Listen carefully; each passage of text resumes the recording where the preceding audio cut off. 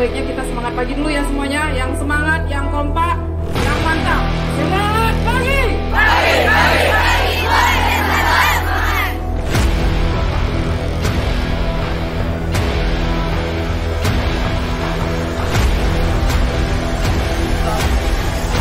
SMK Negeri 1 Jenip.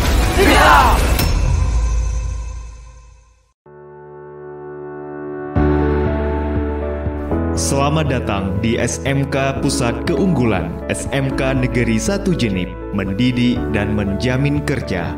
Bekerja sama dengan PT Ayla Samudra Indonesia, Jakarta. Sejak tahun 2003, kami hadir mendidik putra-putri bangsa dengan semangat dan nilai-nilai disiplin dalam membentuk karakter putra-putri bangsa melalui berbagai kegiatan unggul di sekolah. Di antaranya, budaya 5S, apel pagi dan apel siang, bimbingan agama dan bakti kampus. Melalui kurikulum merdeka serta pembentukan karakter dan mental seorang profesional, kami mengoptimalkan berbagai program bagi peserta didik, di antaranya melalui ekstrakurikuler pramuka, kesenian, kewirausahaan, festival literasi, pesta, dan pemilihan OSIS Pemilos sebagai wujud kegiatan P5 sesuai dengan isu terkini. Kami juga sudah menerapkan pembelajaran berbasis Teaching Victory dalam kurikulum merdeka melalui kegiatan pembelajaran yang berpihak pada murid, serta semangat budaya kerja dengan akronim Si Tampan dan Si Cantik. Sekolah kami saat ini juga sudah membuat video sesuai kurikulum Merdeka Belajar. Lebih dari 30 video yang sudah diupload pada platform Merdeka Belajar, serta berbagai aksi nyata kegiatan pendidikan guru penggerak, modul ajar, dan kegiatan berbagi praktik baik. Melalui berbagai program SMK Pusat Keunggulan, banyak kemajuan yang diantaranya: pertama, melalui sinkronisasi kurikulum dengan dunia industri demi mengoptimalkan proses pembelajaran dan praktik pada dunia industri. Kedua, optimalisasi program magang guru yang mampu meningkatkan relevansi kompetensi profesional guru dengan perkembangan iptek di dunia kerja, sehingga guru kami mampu memberikan kompetensi pelajaran pada peserta didik sesuai dengan kebutuhan dunia kerja, seperti perbaikan alat tangkap ikan, penggunaan alat-alat navigasi kapal, berlayar, dan melakukan kegiatan penangkapan ikan di laut. Ketiga, Teaching Victory yang mampu meningkatkan standar kompetensi peserta didik melalui interaksi langsung bersama industri sehingga kompeten dan profesional. Teaching Victory kami dibantu oleh PT Ayla Samudra Indonesia dan KM Mulia Bahari berupa penyelarasan kurikulum dan pemanfaatan Sarpras menuju standar industri. Keempat, guru tamu industri. Kami menghadirkan profesional dari industri untuk langsung berinteraksi dan berbagi pengalaman bersama guru-guru maupun peserta didik, sehingga kami paham bagaimana budaya industri berlaku sesuai standar dunia industri. Kami menghadirkan guru tamu dari PT Ayla Samudra Indonesia, KM Mulia Bahari, dan komunitas asosiasi untuk peningkatan kompetensi soft skill dan hard skill siswa sesuai kebutuhan budaya industri. Kelima, guru dan siswa mengikuti sertifikasi industri. Kami bangga mampu meningkatkan kapabilitas dan kompetensi guru serta siswa di bawah standar, kualitas, dan pengawasan langsung dari dunia industri. Sekitar lebih dari 25 guru yang sudah sertifikasi pendidik dan 10 diantaranya sudah sertifikasi kompetensi keahlian di bidangnya. Sedangkan jumlah siswa yang sudah tersertifikasi sebanyak 98 peserta. Keenam, kerjasama industri. Angka keterserapan yang kian meningkat merupakan manfaat yang kami rasakan atas berbagai kerjasama yang dilakukan bersama dunia industri.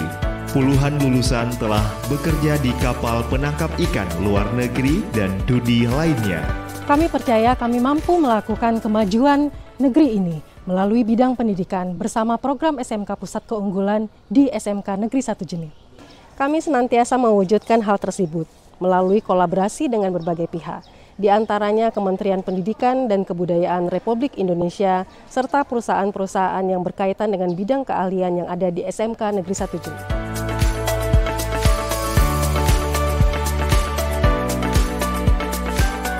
Kami, warga SMK Negeri 1 Jenin mengucapkan terima kasih.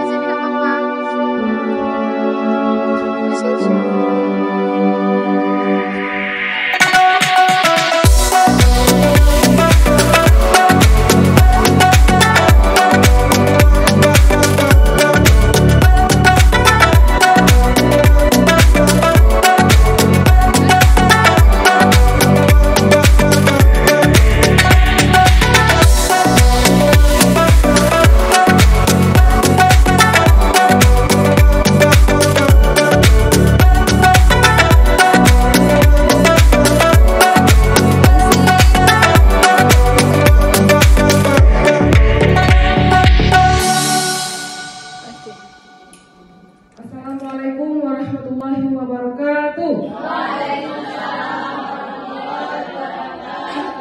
Alhamdulillahirabbil alamin wassalatu wassalamu ala asyrofil anbiya'i wal mursalin wa ala alihi wa ashabihi ajmain. Amma ba'du. Puji dan syukur kita panjatkan kehadiran Allah Subhanahu wa taala yang mana telah memberikan kita segala nikmat, baik itu nikmat kesehatan, kelapangan waktu, serta kelancaran aktivitas kita hari ini sehingga kita dapat berkumpul di aula meeting room Selangor untuk mengikuti kegiatan diseminasi budaya positif CGP Angkatan 11 yang akan kita ikuti sebentar lagi. Selawat dan salam tak lupa pula kita sajikan ke pangkuan Nabi besar Muhammad SAW, yang mana beliau telah menghantarkan kita umatnya ke alam, dari alam jahiliyah ke alam Islamiyah yang penuh dengan pengetahuan seperti yang kita nikmati sekarang. Yang saya hormati Bapak Kepala Sekolah yang mewakili Ibu, Bapak Ibu Wakil Kepala Sekolah, dan yang kami banggakan Bapak Ibu Guru, nggak ada Bapak ya, cuma Pak Herman, Ibu-ibu peserta diseminasi budaya positif hari ini. Semangat pagi. Oke, semangat pagi. Pagi luar biasa. Oke, kayaknya kita udah semangat ini semuanya. Jadi hari ini kita akan mengikuti acara diseminasi budaya positif. Seperti yang sudah kita ikuti sebelumnya, sudah 3 kali ya Bapak Ibu ya, dari angkatan 7, angkatan 9, kemudian angkatan 10 juga kemarin ya Bu ya, dengan Ibu Daliani dan Ibu Bapak Heri Budi, dan sekarang yang akan disajikan oleh Bapak Hermansyah SPD dan Ibu Mariani SST Par GM. Insya Allah semakin dibiasakan, semakin dibudayakan, insya Allah budaya positif di sekolah kita semakin meningkat, semakin membudaya, dan semakin melekat di hati kita, terutama dari gurunya dulu Bapak Ibu ya. Kemudian kita imbaskan ke anak didik kita nantinya. Semoga budaya positif akan selalu berkembang, akan selalu muncul secara intrinsik di sanubari warga SMK Negeri 1 Jenin. Baik, sebelum kita memulai acara ini, ada baiknya kita mendengarkan penguatan dari Ibu Dahliani selaku Wakakur SMK Negeri 1 Jenin. Kepada Ibu Dahliani, disilakan. Bismillahirrahmanirrahim. Assalamualaikum warahmatullahi wabarakatuh. Waalaikumsalam warahmatullahi wabarakatuh. Alhamdulillahirabbil alamin.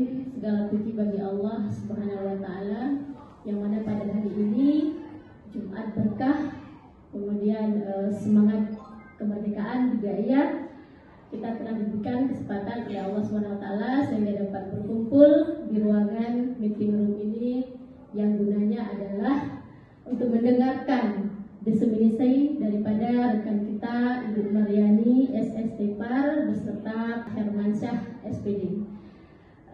Selanjutnya selawat dan salam marilah sama-sama kita sanjungkan ke pangkuan Nabi besar Muhammad sallallahu alaihi wasallam yang telah membawa kita dari alam jahiliyah menuju ke alam yang penuh dengan peradaban dan keislamian. Kemudian yang saya hormati Bapak Ibu Dewan Guru seluruh SMK Negeri 1 Jenit.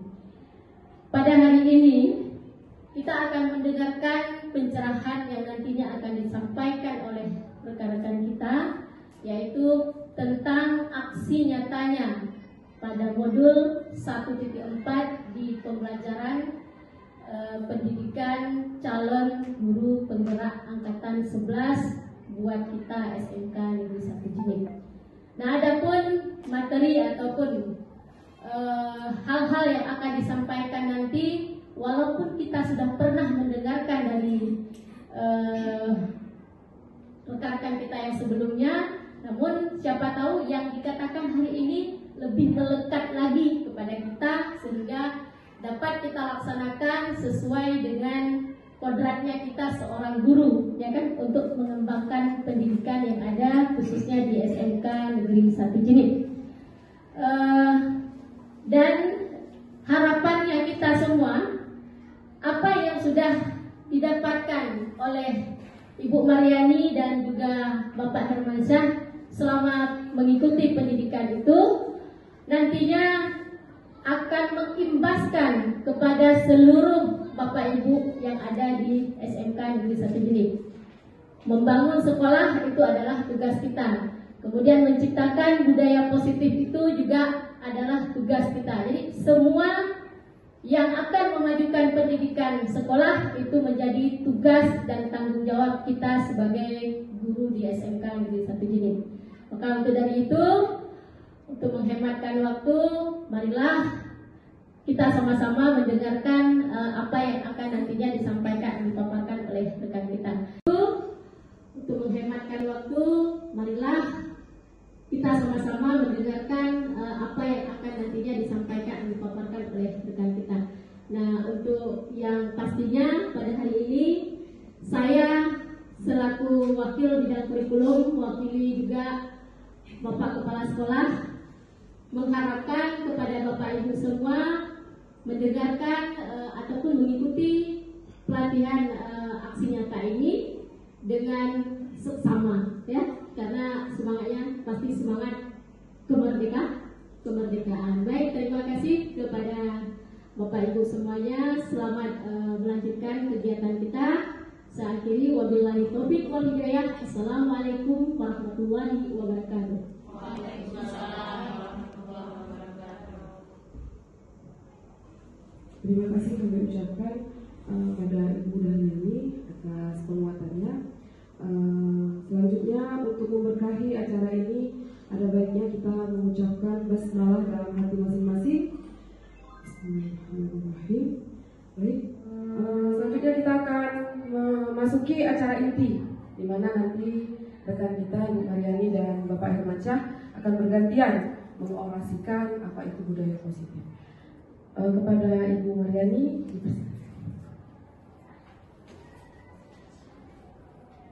Assalamualaikum warahmatullahi wabarakatuh. Waalaikumsalam warahmatullahi wabarakatuh. Apa kabar ibu-ibu semua cantik-cantik? Alhamdulillah. Sama dengan saya juga cantik. Baik, sebelum kita mulai acara kita sekarang, kita enjoy dulu biar nanti apa yang saya sampaikan bisa ibu-ibu pahami. Jadi kita harus semangat dulu ya. Kita ice breaking dulu, oke? Semuanya Bapak.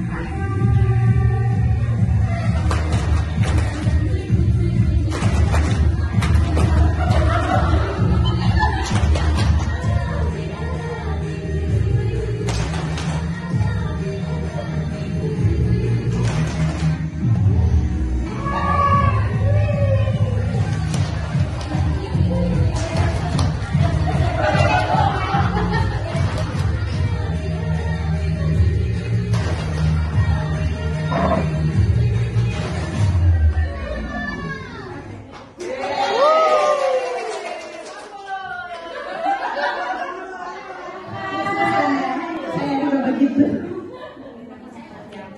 Semangat ya, keren ya, maunya setiap hari seperti ini ya. Baik, sekarang karena kita sudah semangat dan sudah mus-musan ya, kita mulai dalam acara kita ya. Baik. Nah, kita diseminasi, judulnya itu diseminasi aksi nyata sinergi untuk berkelanjutan mewujudkan budaya positif di SMK Negeri 1 Jenip, CGP Angkatan 11 Kabupaten Biren. Nah, apakah sekolah kita sudah menjadi sekolah yang ramah anak-anak? Ibu-ibu? Sudah ya, berarti kita sudah menerapkannya ya. Nah, apakah pembelajaran dapat berjalan dengan kondusif? Ada di kelas sama anak-anak? Ada dan tidak? Ya, berarti yang ada nanti bisa diperbagi lagi setelah selesai acara kita. Nah, bagi yang belum harap dilaksanakan ya, karena memang itu pembelajaran yang dituntut untuk kita laksanakan sekarang di kurikulum Merdeka. Nah, coba ibu-ibu lihat waktu ibu-ibu di kelas, apakah siswa kita sangat antusias pada saat belajar di kelas? Ada dan ya, ada dan tidak. Kira-kira persennya gimana ya? Persennya bagaimana? Apakah 70% sudah, 30% belum, atau bagaimana? 80-20, alhamdulillah, berarti tinggal dibenahi 20 lagi ya.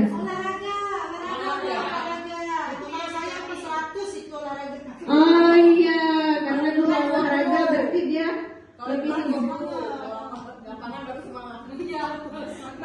itu juga yang dilakukan oleh Bu Jania. Berarti itu sudah melakukan budaya positifnya ya. Nah, untuk dampak positifnya lagi yaitu peningkatan kehadiran dan partisipasi. Kenapa dengan kita pakai budaya positif? Pentingnya budaya positif di sekolah kita.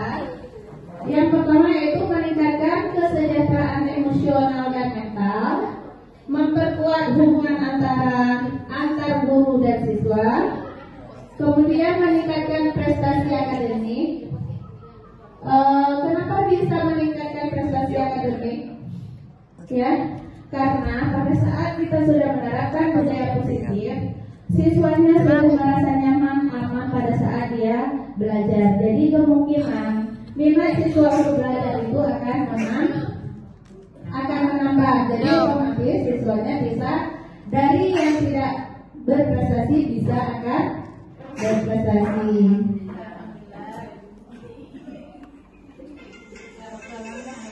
Nah, kemudian mengembangkan nilai-nilai karakter dan nilai-nilai sosial dan mengurangi perilaku negatif.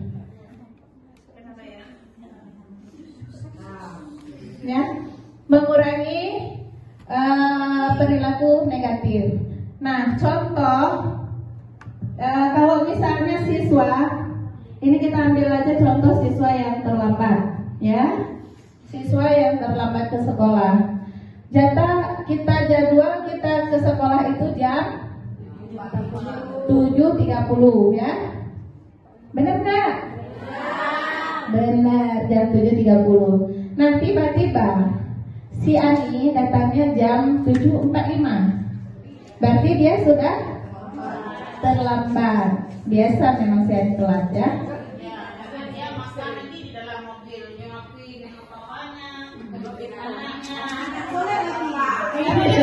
Iya, bisa jadi kita juga nggak tahu ya. Kalau kemarin di lapangan, sekarang nggak lagi lapangan, udah pindah ya.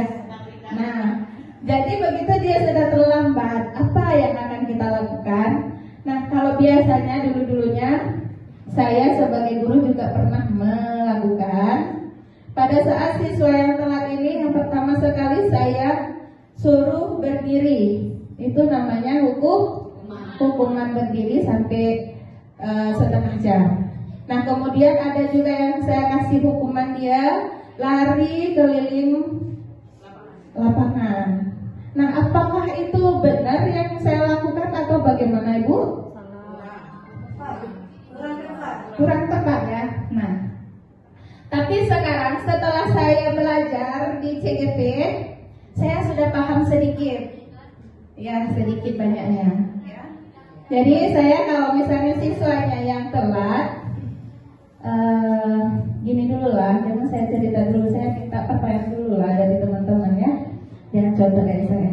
Nah, kira-kira kalau misalnya siswanya telat, itu apa yang akan kita lakukan untuk siswa tersebut? Tindakan apa yang akan kita lakukan, Ibu-ibu? Masuk pustaka, membaca. Ya? Masuk pustaka. Membaca sabuk. Tapi buka pustaka nih.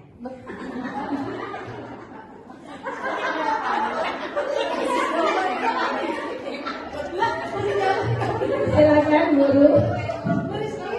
Kalau menurut saya ya, solusinya bagi siswa yang terlambat suruh masuk pustaka, baca di buku-buku lah apa yang bermanfaat.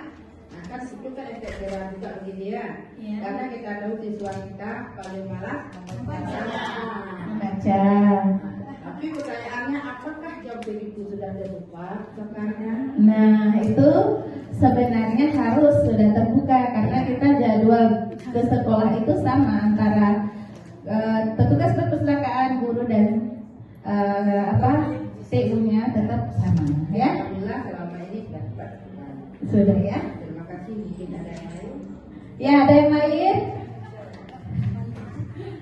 Ya, ada yang mau nambahkan?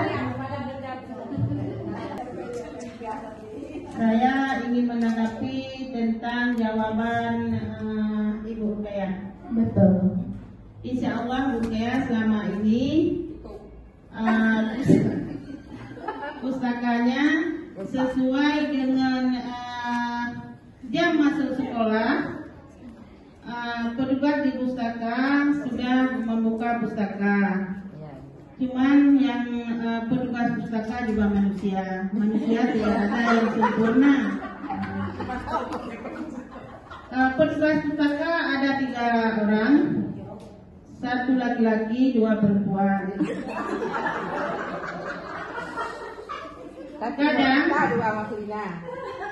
Kadang sebagai kepala pustaka mungkin ada tugas mengajar dan membuat bermacam-macam keperluan perpustakaan.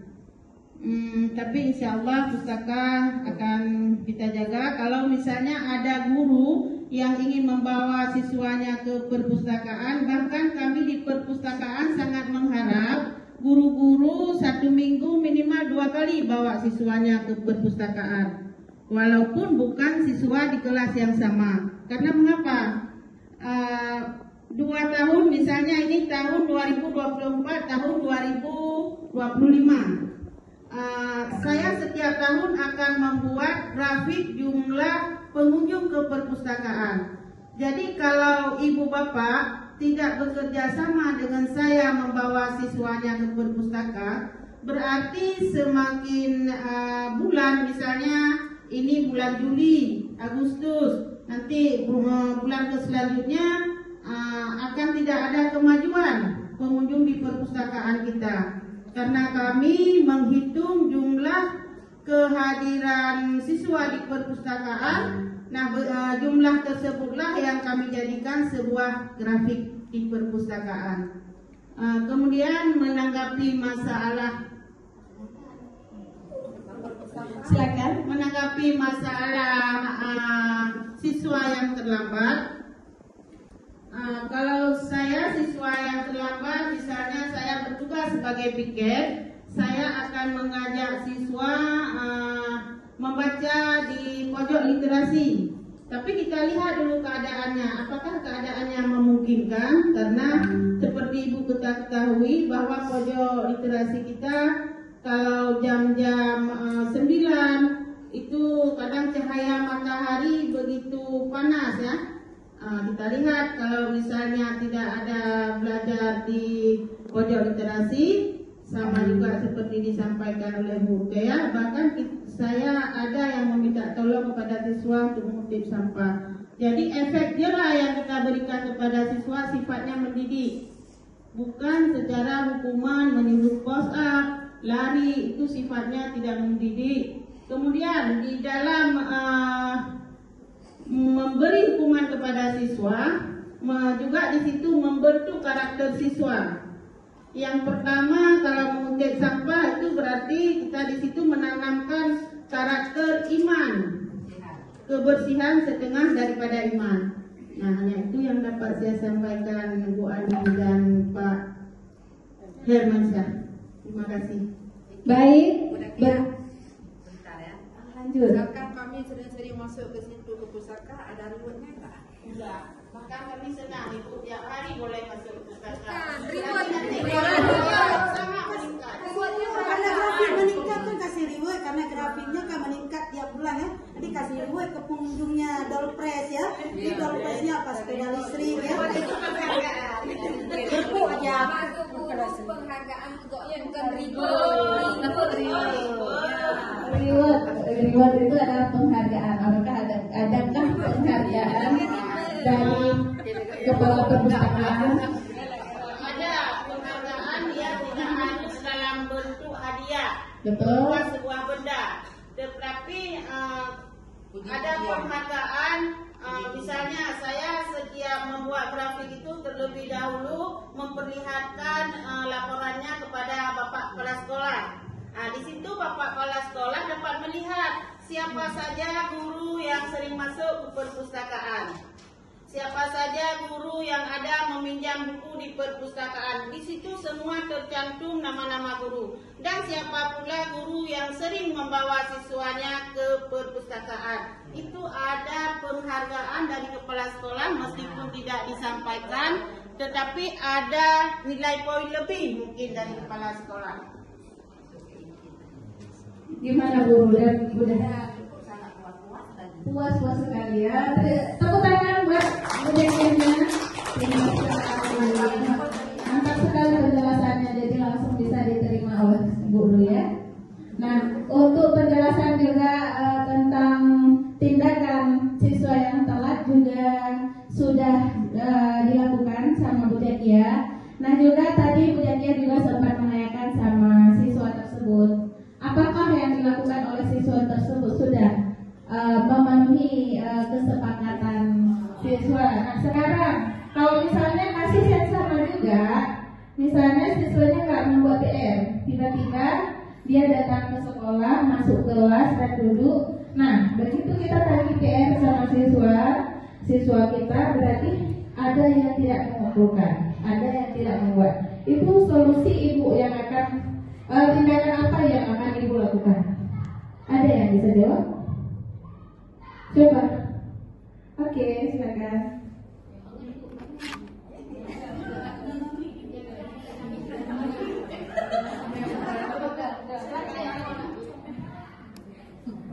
Seperti yang sudah disampaikan oleh Ibu Safa, kita mendekati dulu siswanya, menanyakan latar belakang kenapa dia tidak mengerjakan tugasnya di rumah. Nah, setelah kita mendekati sesuai dengan jawaban, kita memberi waktu kepada siswa kita.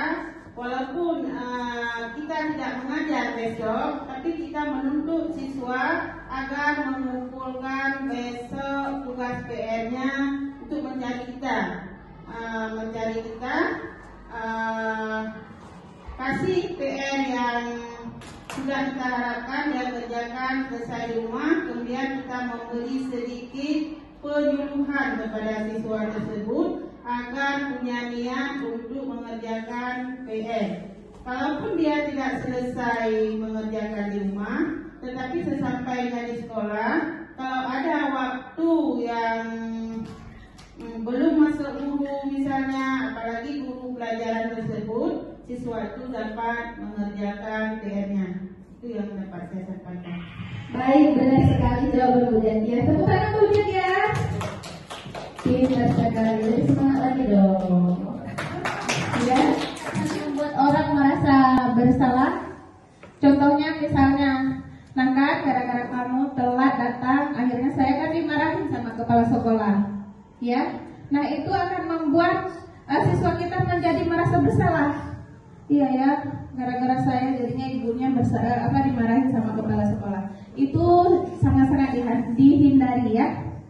Nah kemudian di usia orang dewasa memiliki hak untuk memaksa, itu juga jangan dilakukan. Ya, jangan mentang-mentang kita guru bisa memaksa kehendak kita untuk siswanya ya.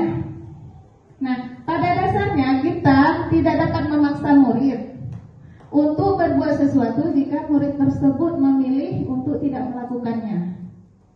Nah, kita sering sekali melakukan itu, ya kan? Benar nggak Ibu? Benar ya. Kita sering sekali melakukannya. Misalnya siswanya tidak mau membaca pada saat sekarang, misalnya jam sekarang dia setengah 8, tetapi dia nggak bisa membaca dulu, dia harus makan dulu. Tetapi karena kita memaksa kehendak kita, jadi kita paksain dia ini harus baca dulu. Kalau enggak, jangan ke kantin. Itu tidak boleh ya.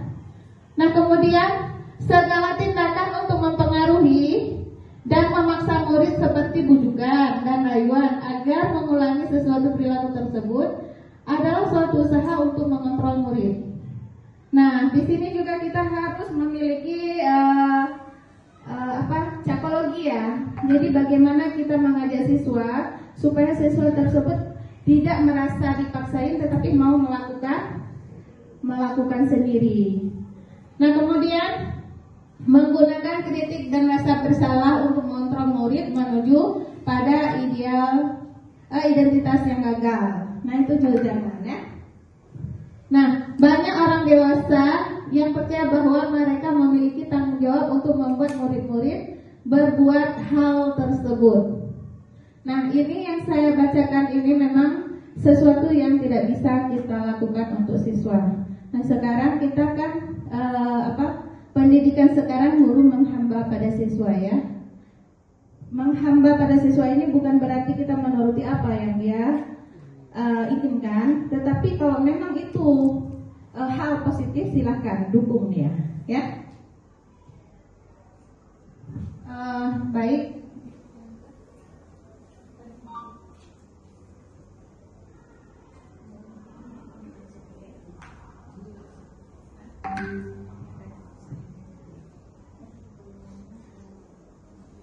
Nah, kebutuhan dasar manusia. Nah, di sini ada yang perlu diisi kata-katanya. Kira-kira ada yang bisa membantu menjawab? Ya, senang.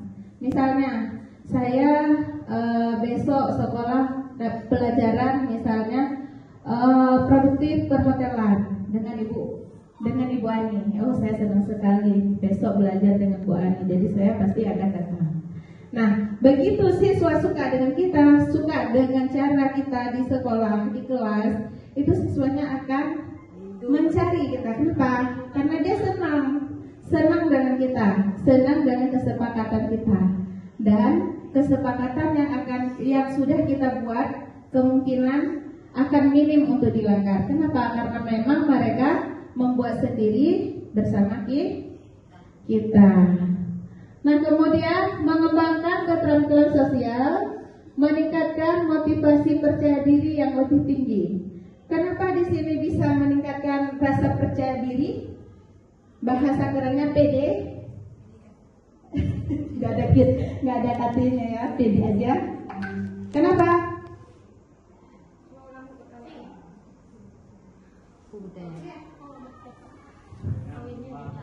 Oke, lanjut lagi, peningkatan hubungan dengan orang tua di sekolah dan mengurangi stres dan cemas ya.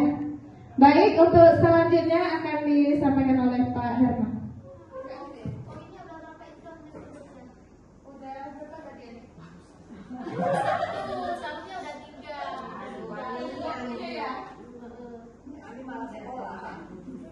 Kami asik dengan Roma.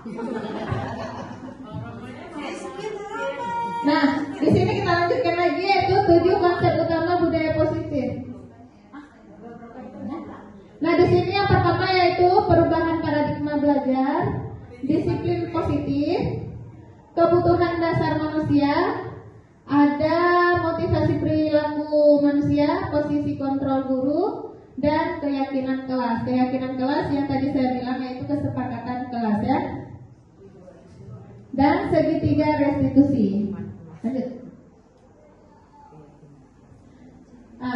Nah di sini perubahan paradigma yang barusan yaitu dalam menciptakan budaya positif kita perlu memperhatikan lebih mendalam, yaitu tentang strategi yang menumbuhkan lingkungan yang positif di sekolah kita dengan cara melakukan berbagai upaya penerapan dan peningkatan disiplin ya. Nah disiplin tersebut sangat berkaitan dengan kontrol guru terhadap siswa. Nah disinilah yang peran kita sebagai seorang guru. Kita tidak perlu memarahin siswa, kita cukup membuat kesepakatan kelas, kemudian kesepakatan kelas itu kita kontrol dengan apakah ini dilanggar atau tidak. Nah itu ya. Baik.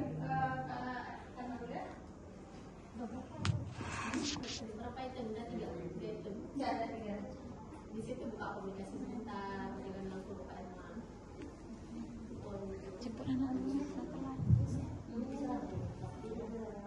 Baik, habis itu tentang teori kontrol, ilusi kontrol, ya. Nah di sini yang pertama yaitu ilusi guru mengontrol siswa. Assalamualaikum warahmatullahi wabarakatuh.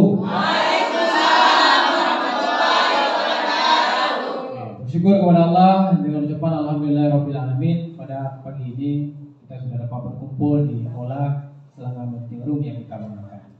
Salam kepada Nabi Muhammad SAW, serta dan sahabat beliau sekalian. Yang saya hormati Bapak Kepala Sekolah maupun yang mewakili hari ini, dan penghormatan saya kepada ibu-ibu yang hadir hari ini dalam rangka acara presentasi diseminasi budaya positif di sekolah. Sebelum jauh saya menyampaikan tentang hal-hal yang perlu disampaikan, kita speaking dulu sebentar untuk semangat. Baik, silakan. Ada yang ingat kalau nggak saya kirim.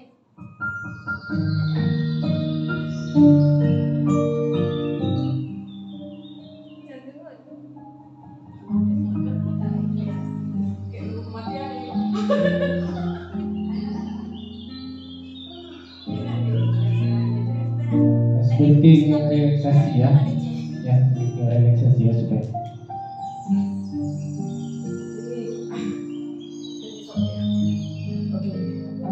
Ini saya mencoba membantu Bapak Herman dalam memberikan ice breaking. Ice breakingnya ini tidak yang bergerak-gerak kayak tadi, jadi kita lebih rileks supaya otot-otot yang tegang-tegang di kepala ini bisa agak kendor sedikit ya Bapak Ibu, ibu-ibu.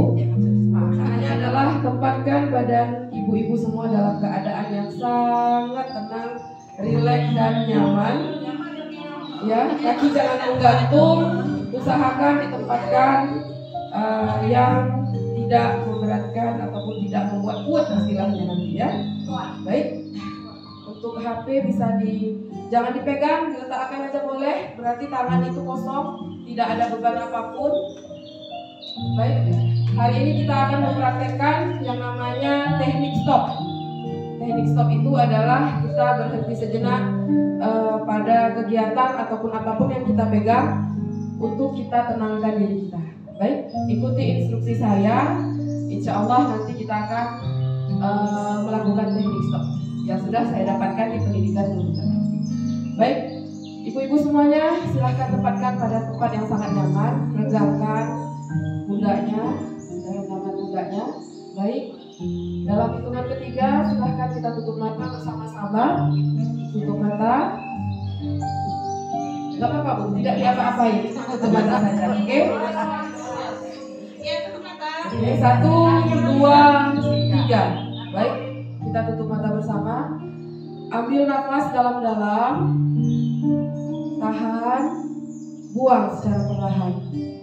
Ambil nafas dari hidung, buang melalui mulut. ambil nafas, jangan buka mata ya Bu ya, belum ada nih. Ambil nafas dalam, buang. Rasakan udara yang masuk ke dalam hidung melalui kerongkongan menuju ke paru-paru Ibu. Ambil nafas dalam-dalam, sebanyak-banyaknya yang bisa Ibu ambil, buang perlahan. Ambil nafas sekali lagi. Itulah rahmat Allah yang masih bisa kita rasakan sampai saat ini. Kita masih bisa hidup, bernafas, jantung berdetak. Ambil nafas sekali lagi. Baik, tenangkan pikiran. Ambil nafas sekali lagi yang sangat dalam. Buang secara perlahan. Baik, tanamkan di pikiran kita, apa tujuan kita dulu ke sekolah? Yaitu mendidik anak kita dengan sebaik hati, seikhlas hati, agar mereka menjadi orang yang sukses. Baik, untuk terakhir kalinya, tarik nafas dalam. 1, 2, 3, lepaskan.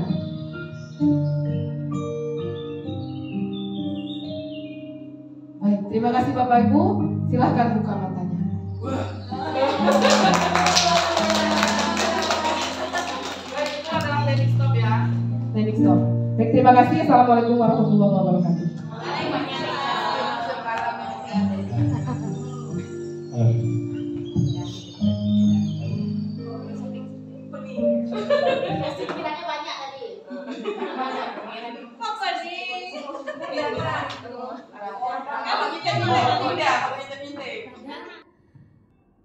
Lihat keadaan siswa yang sebenarnya bagaimana. Jadi seperti lebih mementingkan keadaan siswa. Itu posisinya kita sebagai seorang manajer. Jadi kita lihat dia seperti ini. Jadi kita dekati permasalahannya apa. Kemudian kalau ada yang melakukan B, itu lain lagi tindakannya. Jadi seperti itu posisinya sebagai seorang manajer. Bapak Ibu, terima kasih. Posisi kontrol guru yang lebih kita fokuskan adalah sebagai manajer. Karena di situ semuanya sudah lengkap. Mungkin yang selama ini lebih dekat dengan siswa dan tidak salahnya juga, kalau kita menjadi kawan atau teman. Oke. Ya sudah manajer sudah masuk, teman sudah masuk ke manajer kita. Manajer itu mengatur, memanage anak-anak kan. Jadi sistemnya terserah kita, maukah kita, oh ini kondisi seperti ini saya jadi teman, oh kondisi seperti ini saya harus jadi pengarah. Itu semua kita yang atur. Itulah mudahnya kita jadi manajer ya. Kalau misalnya jadi teman kita hanya merangkul saja. Kalau misalnya mau tegas di situ nggak bisa, ya kan?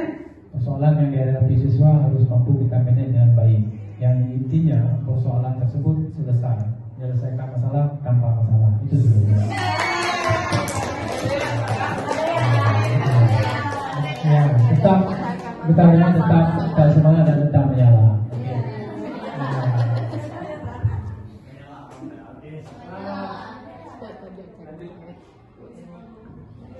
Oke, baik, Bu Ani.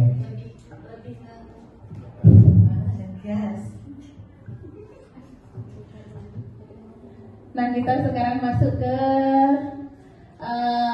segitiga restitusi, ya. Nah, di sini jika murid melakukan pelanggaran, apa yang harus kita lakukan? Nah, apakah kita menghukum? Apakah kita memaafkan? Atau apa yang akan kita lakukan, ya? Kemudian, apakah mereka kita beri hukuman atau memaafkan saja? Nah, kalau menurut Ibu apa yang akan kita lakukan kalau misalnya siswa melakukan pelanggaran? Tergantung pelanggarannya yang bagaimana. Kalau misalnya pelanggarannya ini sama juga kayak misalnya hubungan dengan polisi ya. Kalau pelanggarannya ringan ya maafkan saja. Kan tidak misalnya tidak maksudnya dengan kita memaafkan kan tidak ada beban ke kita. Tapi kalau pelanggarannya berat kita tetap istilahnya mencari akar permasalahan sampai titik temunya ada di mana. Kenapa dia seperti ini? Kemudian kita lihat efek yang bagaimana yang harus kita berikan untuk dia. Jadi pembelajaran untuk dia itu biar bisa dikenang seumur hidup. Itu saja dari saya. Oke, terima kasih. Oh begitu. Berarti tergantung permasalahan Tapi sebenarnya seberat apapun masalah, kalau misalnya sudut pandang kita itu kita arahkan kemana, itu akan mengarahkan tentang berat atau ringannya masalah tersebut ya. Oke, lanjut. Bu Ayu ya, mau ngasih pendapat. Di sini saya mau memberikan pendapat ya Bapak dan Ibu. Saya mau memberikan pendapat. Ada pertanyaan, jika murid melakukan pelanggaran, apa yang harus kita lakukan? Apakah kita beri hukuman atau memaafkannya saja? Inilah budaya kita sebenarnya, Bu. Ketika murid atau seseorang itu melakukan kesalahan, kita hanya fokus pada kesalahan yang dia buat. Kita tidak fokus bagaimana caranya menyelesaikan masalah ini. Jadi diharapkan ketika kita sudah mempelajari budaya positif ini, kita tidak mengukur suatu tindakan yang dilakukan itu salah. Tetapi ketika dia sudah melakukan kesalahan, apa solusi dari anak itu tidak melakukan kesalahan yang sama? Itu dia yang harus kita cari jalan keluarnya. Jadi tidak menitik beratkan pada kesalahan, tetapi meningkatkan jalan keluar ataupun solusi terhadap masalah yang kita hadapi. Mungkin dari saya seperti itu. Oke, betul sekali tepuk tangan Bu Ayu. Betul sekali penjelasan Bu Ayu. Jadi di sini kita bukan mencari kesalahan dari anak, tetapi mencari solusi dari permasalahan tersebut. Nah, juga kalau misalnya sudah melakukan kesalahan ini, dia akan berusaha tidak akan melakukan kesalahan yang sama, ya. Nah, seperti itu. Ya. Segitiga restitusi adalah proses menciptakan kondisi bagi murid untuk memperbaiki kesalahan mereka. Sehingga tadi udah sempat saya jelaskan ya. Nah, kalau misalnya validasi tindakan, kita bertanya kepada siswa tersebut, apakah yang kamu lakukan ini menurut kamu, apa yang kamu lakukan ini benar atau salah, sudah sesuai dengan kesepakatan kelas atau bagaimana? Nah, itu kita memvalidasinya ya.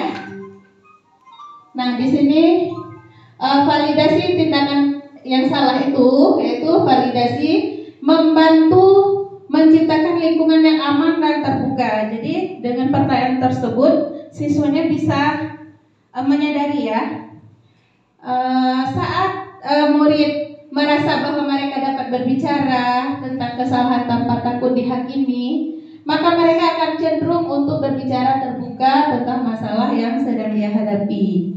Nah, jangan sampai kita langsung memarahin dia, kenapa kamu seperti ini?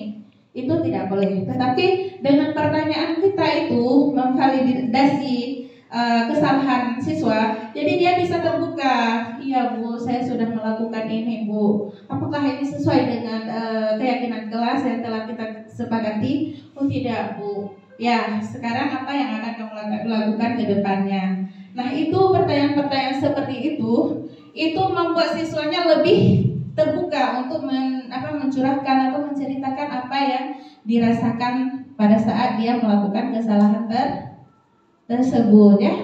Nah, sekarang kita akan mempraktekkan bagaimana cara mengatasi masalah. Jadi ada satu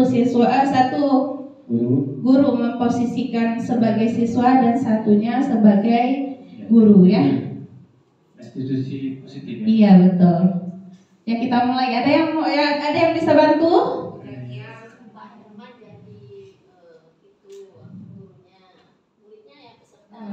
Bapak Herman. Apa kabarnya hari ini? Alhamdulillah Pak, sehat. Nanggra atau enggak? Kenapa Bapak panggil kembali? Saya berbuat kesalahan Pak, karena saya nggak pakai sepatu pada hari ini. Saya cuma memakai sendal. Ya, akhir-akhir ini Bapak lihat Nanggra sering nggak pakai sepatu. Bapak tidak fokus pada kesalahan yang Nanggra buat. Tapi Bapak ingin tahu alasannya kenapa Nanggra nggak pakai sepatu. Alasannya karena sepatu saya sudah rusak, Pak, sudah tidak layak untuk dipakai lagi karena saya anak yatim, Pak. Yang membiayai saya cuma yang membiayai sekolah saya cuma mama saya. Sekarang mama saya juga udah pensiun, Pak, jadi benar-benar nggak ada gaji lagi kami, Pak, ya. Ya itu Pak alasannya. Bapak sangat prihatin apa yang Nabila sampaikan. Walaupun demikian, Nabila selama ini berarti tidak telah melanggar satu keyakinan kelas. Nabila tahu nggak tentang apa? Karena saya tidak disiplin, tidak menggunakan seragam atau atribut sekolah yang sebenarnya. Bagaimana harapan Nabila ke depan? Apa yang Anda lakukan? Semoga ke depan saya dapat bantuan PIP dan dapat juga bantuan dari beasiswa anak yatim. Kalau sudah dapat itu mungkin saya akan membeli sepatu, Pak. Bukan mungkin, akan, benar-benar akan saya beli sepatu baru untuk saya. Bapak doakan semoga Nabila ke depan dapat biaya PIP, semoga dapat beli sepatu baru. Amin. Dan kebahagiaan selalu menyertai Nabila. Silakan kembali ke kelas. Baik Pak, terima kasih banyak sekali lagi. Sudah melihat ya, mempraktekkan tentang segitiga restitusi ya. Nah, menurut Bapak Ibu, apa yang bisa kita ambil kesimpulan dari kegiatan barusan ya? Ada yang bisa menjawab? Halo Bapak Ibu, semangat dong.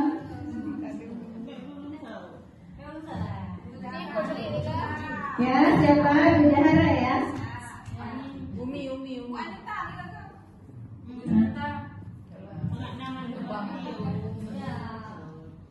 Bumi Seram, lewat CGP yang dekat 12 kan. Iya, silakan Bu Seram, apa yang dapat Ibu simpulkan dari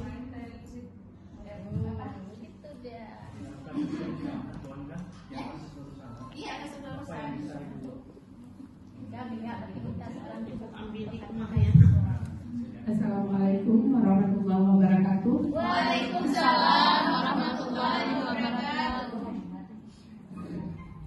Baiklah, mungkin dari yang tadi kita dapat mengambil suatu kesimpulan dari budaya positif.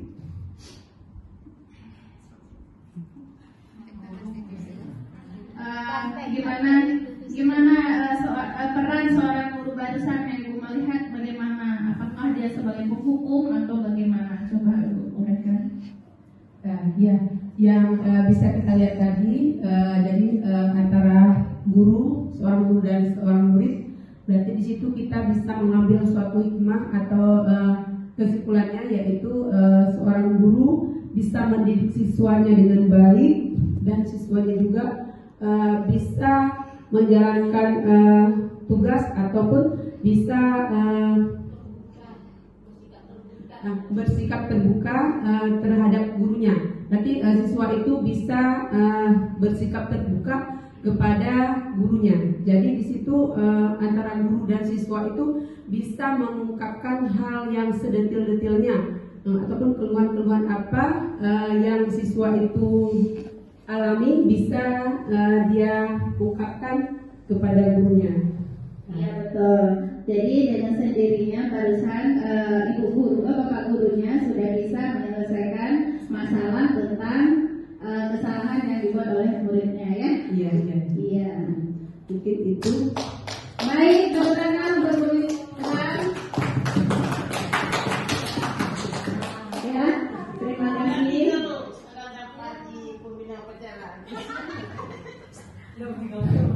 kasih.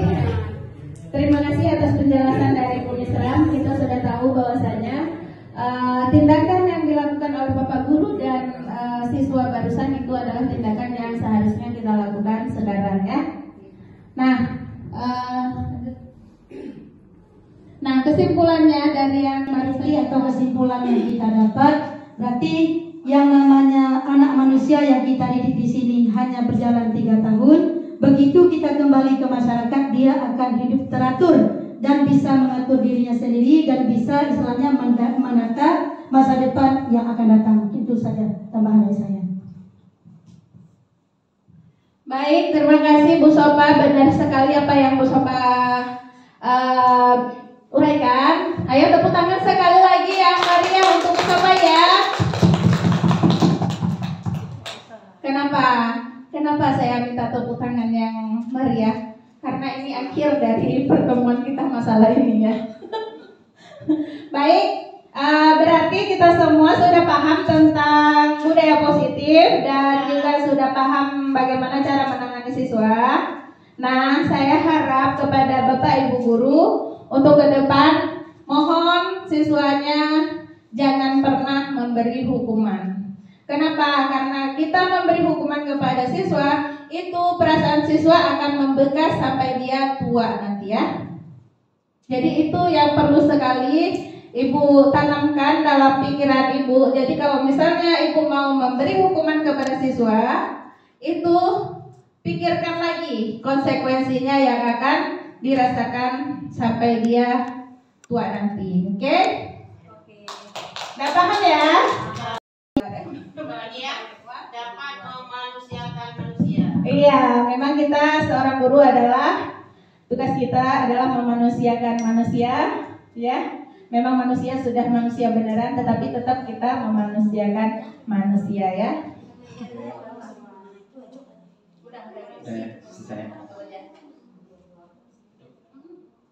Terima kasih yang sedalam-dalamnya yang kami sampaikan kepada semua rekan-rekan sejauh Bapak Ibu. Kalau ada sumur di ladang, boleh kita menumpang mandi. Kalau ada umur panjang, insyaallah besok kita berjumpa kembali. Tepuk tangan teman-teman. Baik, kita akhiri. Assalamualaikum warahmatullahi wabarakatuh.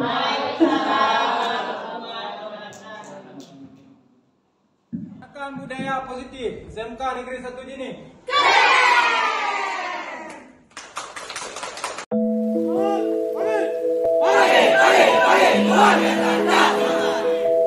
Semangat!